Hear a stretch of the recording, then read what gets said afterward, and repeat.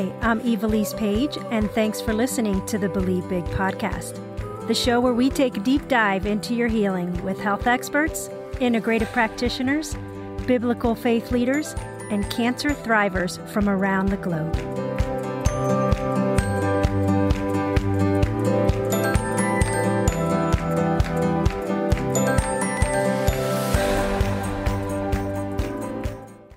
Welcome to today's episode on the Believe Big podcast. My name is Evilise Page, and it's an honor to spend this time with you.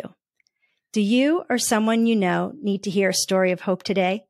Have you been diagnosed with cancer and need to hear from someone who has been there and has overcome great odds? Well, get ready because my friend Jeff Charles is here with an incredible story to share. Jeff is a treasured voice for East Carolina University and begins his 35th year handling the play-by-play for ECU football and basketball. He is a two-time recipient of the North Carolina Sportscaster of the Year award, and prior to ECU, he served as the voice of the Hokies at Virginia Tech. Let's go Hokies! Jeff is married to his beautiful wife, Debbie, and is a proud father to his son, Britt. Jeff overcame stage 4 colon cancer at the age of 60. And has been cancer-free for 8 years. Welcome, Jeff, to the show. Thank you so much, Evilise. It's always great to see your smiling face and hear your voice. And you always make me feel old when you talk about Virginia Tech because I was well into my 30s as the voice of the Hokies, and you were just a student at Virginia Tech at the time. So it was a long time ago, but it was great times there. And it's always great to get together with you. I hope you and your family and Jimmy are all doing well. Thanks so much. Well, Jeff, our listeners are always wanting to know what our guest's favorite health tip is. Can you share yours with us? Well, there are a lot of them, actually, but if I had to boil it down to one, I would say that do everything that you can to keep your immune system strong. Because when our immune systems break down and when we get older, our immune systems weaken. That's when we get illnesses and diseases. So every day I keep that in the back of my mind that what can I do today to keep my immune system strong? And there are a lot of different ways that we can do that through diet and exercise and nutrition.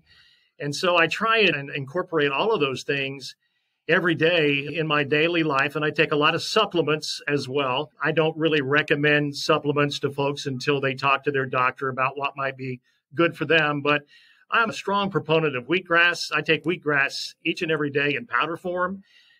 Tastes horrible, by the way, but have to have something close by to chase it down. But I think it's well worth it. It's just a combination of a lot of things. I think we're talking about lifestyle, and we're talking about doing everything you can, again, to keep your immune system strong. That's great advice. Yeah. And Jimmy's on the same path as you. Every morning he has his greens and he uses athletic greens. So you should check that out. It tastes great and it's got really good quality.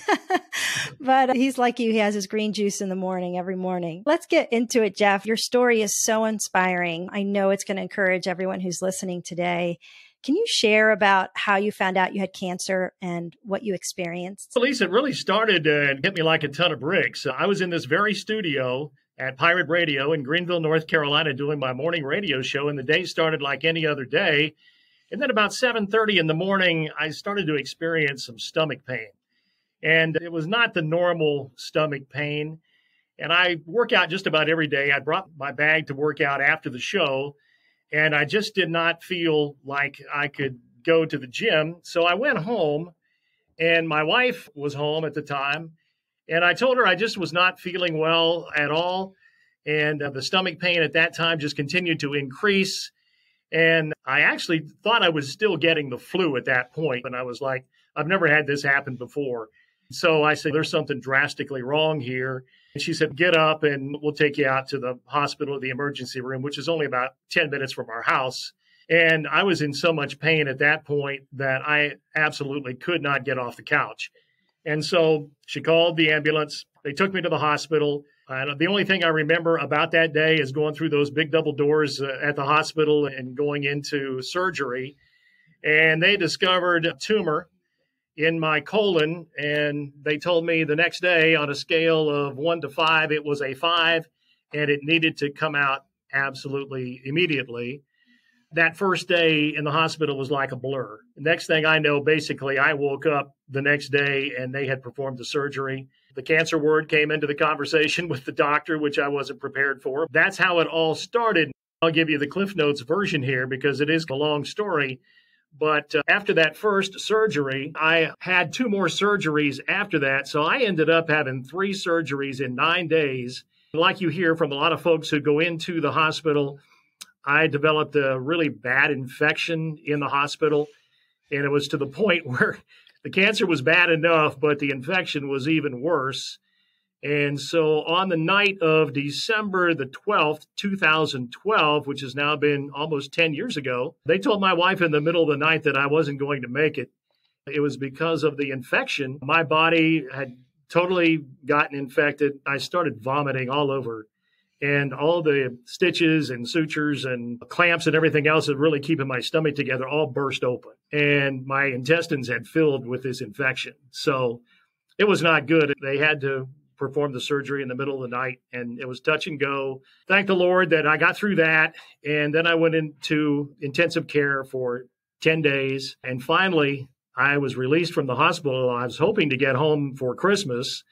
But with the way insurance works, sometimes things get delayed. So I actually didn't get home until December 26th. I was in the hospital for 23 days and really had not eaten much at all. And I finally got home very weak.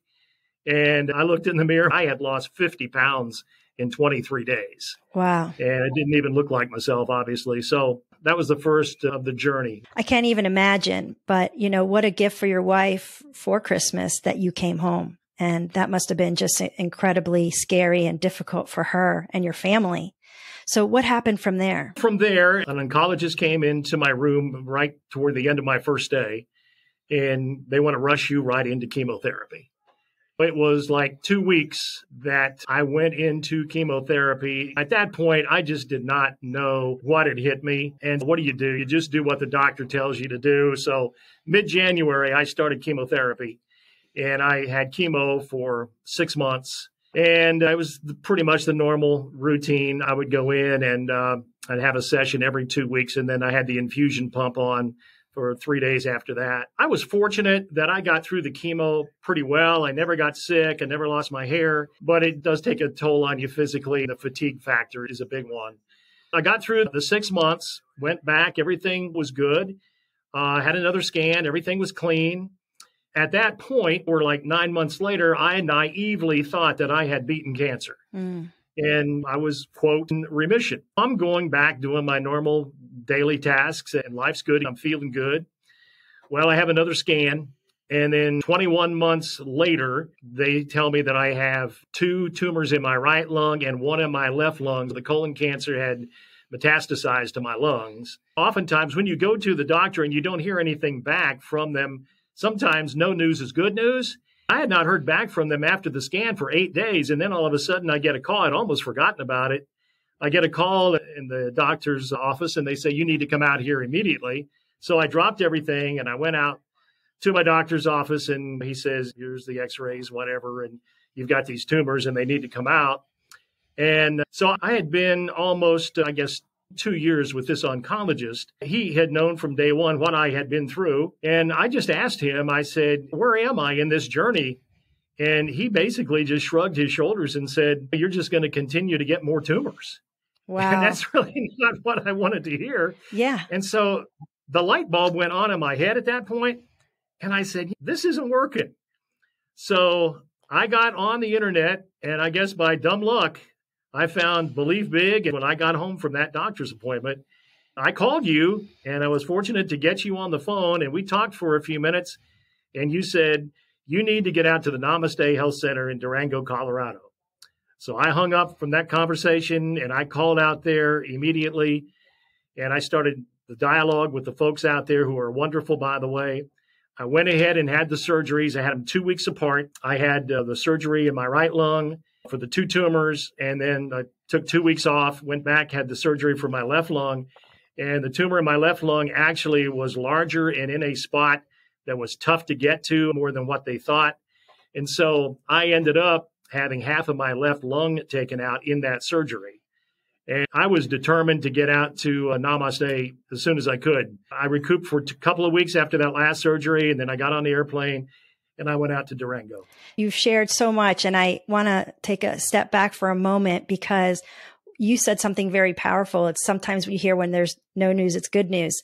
And after a scan, people feel like, I'm done. I rang the bell and I'm ready to go. That's something that we're hoping to change here at Believe Big, is to inform people that's just the beginning. That's when you have to double down and say, okay, this is the best opportunity for me to restore, to reset, to recharge my body back and to keep it strong. And we go back to our own routines and naively thinking that, okay, we're fine and everything's good to go. We want to put that behind us, but cancer is a wake-up call and saying, what caused this to grow in the first place? And that's something that oncologists don't even talk about. It's what is the root cause so that it never happens again? And I just recently had a conversation with Dr. Keneally from California, who's one of our top integrative practitioners. And something that I found was fascinating was she said that chemotherapy and radiation don't get rid of the circulating tumor cells or the circulating stem cells. And that's why these natural therapies are so vital to do, because you don't want to have a recurrence of cancer. And most of the time, 70% of the cancers recur. And it's things that people aren't aware of. So thank you for sharing that, because it's important for people to know that, hey, we need to do things differently. We need to individualize our care. We need to make sure it's not standardized. And we need to be our own advocates like you were and said, okay, I'm not willing to just keep doing the same thing over and over again and hoping for a different result. And so that's just an incredible story that you've shared thus far. And so explain to us what the difference in your care was when you went to Namaste and one of the integrative practitioners that we work with. What was the difference of what they taught you versus what you were being told on the conventional side? It was like night and day. And I know you had Dr. Kirsten West on one of your podcasts here recently as well. And she was my doctor at Namaste. And Evilise, I will remember this for as long as I live. When I got out to Namaste and she was assigned as my doctor, we sat down in her office and she said this to me. She said, "We make miracles here and we will fix you." And I'll take those words to my grave, because that was the first time a doctor had ever given me any type of encouragement at all. It was like a new lease on life. And then we started the whole treatment at Namaste. I started the mistletoe treatments, and I was out there for 3 weeks, and I took mistletoe every day I was there. And they start you on a low grade of it just to see if your body can tolerate it. And then as the days go on, they give you a stronger dose. By the time the 3 weeks is over, I was getting zapped pretty good with it. I was very fortunate because I wasn't having any adverse reaction to it. Yeah. And that's one of the great things with mistletoe versus chemotherapy is that most people find that it doesn't cause any side effects compared to what you experience with chemotherapy. It has chemotherapeutic agents in it. It helps to relieve pain and nausea and all those things, but it's helping your body to fight for itself. So I really love that. Yeah, it was terrific. And when you go out there, when you look at the total care, it's body, mind, and spirit.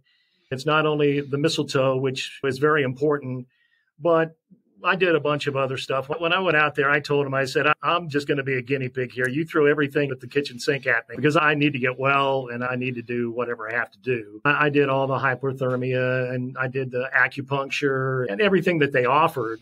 It was just a total health care plan that, as they say, they looked at your entire terrain and everything. So I can't say enough good things about the folks out there. They were terrific. Dr. Stacy Mulkey is my doctor now, and we get together every 4 to 6 months and do my blood work and stay in touch. Those folks were wonderful. And so tell me what happened after those 3 weeks. You go back, and how long before the tumors didn't show up again? Or how often were the tumors showing up prior to going to Namaste in your lungs and then returning? How were things different? They haven't returned since I've been back from Namaste. That's amazing.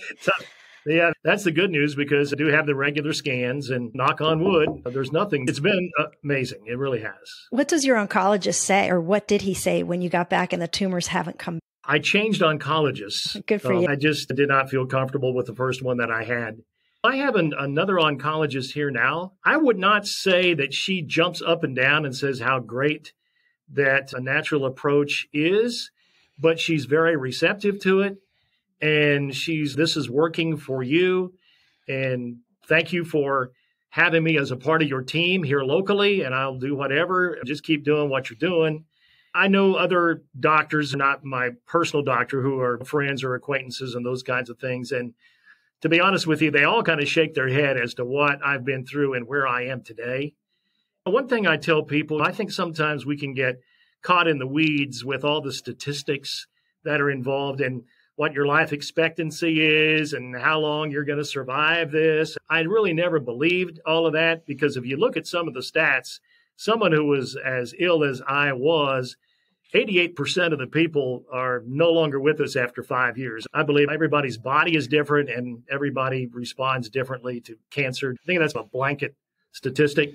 Your mental attitude is so incredibly important. You just got to feel like you're going to beat it every day. And people will say, did you go through a depression and did you go through a lot of tough stuff? I always tell them that I felt like I was so ill that I couldn't spend the time feeling sorry for myself, that I had to spend every waking moment fighting this thing so I could get back on my feet and get healthy again.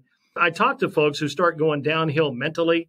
And when they do that, oftentimes the outcome's not very good. You really have to stay positive. I completely agree. It's more than just the physical. It's the emotional and the spiritual side that really helps your body to heal and takes your body from fight or flight to rest and repair. And you really did that. I also wanted to point out something that you shared that is so vital, that sometimes, again, people think, okay, I've been free of cancer for 2 years, 3 years, 4 years. And you're now 8 years NED, no evidence of disease, and you are still getting your follow-up care and your blood work. And that is so vital. Sometimes people, again, want to put that chapter behind them.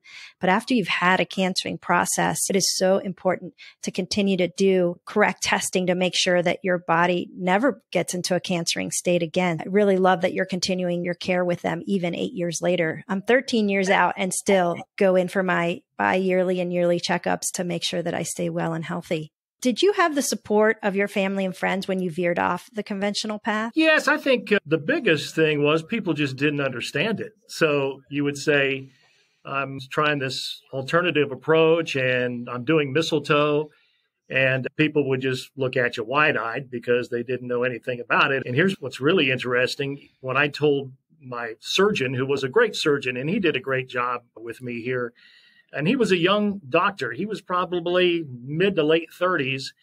And I told him that I was going to start mistletoe. And he looked at me like deer in the headlights. And he said, I don't know anything about this. He said, I'm going to go to the internet right now and find out about it and learn about it. And this is a doctor, and other doctors I've talked with who've been oncologists for years. They don't know the first thing about mistletoe or a natural approach. The biggest fact wasn't a pushback of you shouldn't do this. The reaction I would get is, I don't understand it or don't know what you're doing. Yeah. Did you work during your treatments? And if so, how did you handle the demands of your job while battling cancer? As a sportscaster, you're required to travel and go broadcast games. And so when I was really ill, I did not go on the road, but I was broadcasting home games. And I joke about this. I was broadcasting basketball games with an infusion pump underneath my coat pocket. I continued to do that. I tried to keep as regular of a routine as I could. Now, that wasn't always possible. That was a challenge. I got to the point where I was feeling better. I went out to Utah and broadcast a basketball game that East Carolina played, and I was not in very good shape, but I was fortunate that the East Carolina people allowed my wife to travel with me to that trip. And so she was able to go with me on trips when, I needed some help with stuff. I tried to do the best I could. There are some days, though, you're physically wiped out with the fatigue from the chemotherapy that it's tough to do. It's tough to do work-related kind of things. Because you love what you do so much, I bet it actually helped you heal to be around the people that you cared about and the joy that you have being a broadcaster. I'm sure that they gave you continued purpose in what you were doing. So I'm sure that it also helped you outside of many jobs people have that they do it just for a job. You do it because it's a passion. You're right. And doing what I do, Evilise, I always say it's not really that important, but it is visible. Being here as long as I have been here, you touch a lot of people. So I'm still amazed. We've got shoeboxes full of get well cards and letters and all those kinds of things from people that you don't even know who they are, but they've listened to you or watched you or whatever for a long time. I had incredible support from what we call here the Pirate Nation, Pirate fans and people in the community. They were just wonderful, and we'll always be grateful for that. Recently, you came and spoke at one of our dinners years ago, and it was just such an incredible story and night. And you shared with me prior to us coming on today that you had someone who shared with you a story. They had that picture of you on our stage and they wanted you to sign it. Do you mind sharing a piece of that letter? Because I think it's really important for individuals to know that every story matters. Every person that you speak to is encouraged to know that someone is on the other side of this. Keep fighting, keep working towards your healing, keep believing big, keep realizing that nothing's impossible with God, and seek out people who are on the other side that can give you that hope, encouragement that you need. And you are one of those individuals. So would you mind sharing a piece of that letter that you recently received? Thank you, Evilise. I appreciate the opportunity to do this. It's ironic that we're visiting today, and I got this letter yesterday from a gentleman. His name is Scott. He is from Louisville, North Carolina. ECU graduate. He's a Pirate football fan. And I'll just read you a couple paragraphs. He wrote a terrific letter here. He just started out by saying, I know of your situation, but I didn't know many details. I knew you had a serious bout with cancer. During the days that I underwent chemotherapy, surgery, scans, and doctor visits, I looked at a lot of places for comfort and hope. And one of those places was your speech at the Believe Big event, which I found on YouTube. I watched it at the kitchen table with my worried elderly parents, and I'm sure I watched it at least 100 times on my own during my journey. What a comfort this was. Whenever my mind would drift to negative places, I would pull up your speech and watch it. Honestly, I think I can almost recite the whole thing at this point. And then he goes on to say, your story rang so true for me and really did sustain me on many days. I'm so glad that you're doing well. As I know somewhat the road you have traveled, thank you for what you shared at Believe Big. Also, by my rough calculations, your 100th birthday is about 30 years away.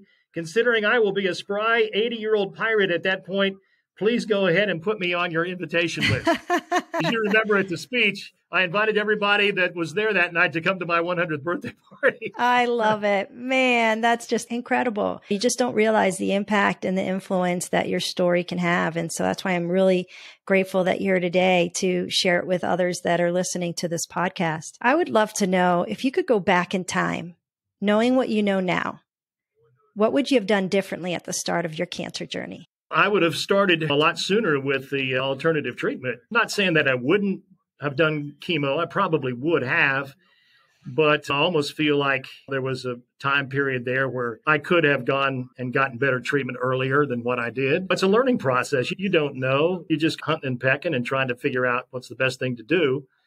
I would probably have done that earlier than what I did. When you're faced with your back against the wall, then you have to make those decisions. Absolutely. One last question here. Now that you are years out from your cancer journey, what advice or encouragement can you share with someone that's listening today that's in the middle of their cancer journey? The best thing I can say is keep a positive attitude and just don't ever give up. Jim Valvano, the former North Carolina State basketball coach, coined that phrase, don't give up, don't ever give up. And I think that is so important because the mental part of this is really a key part when you're battling cancer. And also, I think with your family, especially and your friends, lean on them. I had wonderful support and do your own research. I think we all grew up in this society, at least, where the doctor was the God Almighty figure. Sometimes they might not know everything, and you might want to look into different things yourself. And that's the wonderful thing about the internet today is so much information out there that we can all learn. And so do your own research and talk to different people and get different opinions, and don't necessarily just follow one path and think that's the only path you can go. That's great advice. And so, Jeff, thank you again for being with us today. Thank you for all that you have done and shared over the years. And we look forward to celebrating that 100th birthday with you.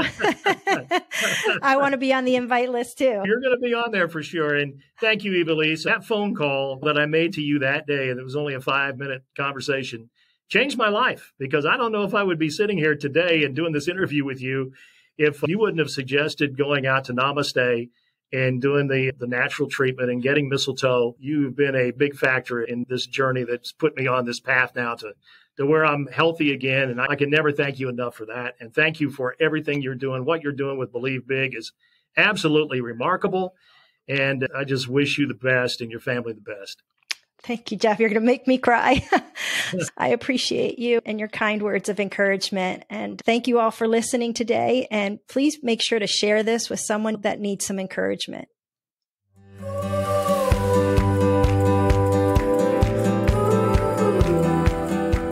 If you enjoyed this episode and you'd like to help support our podcast, please subscribe and share it with others.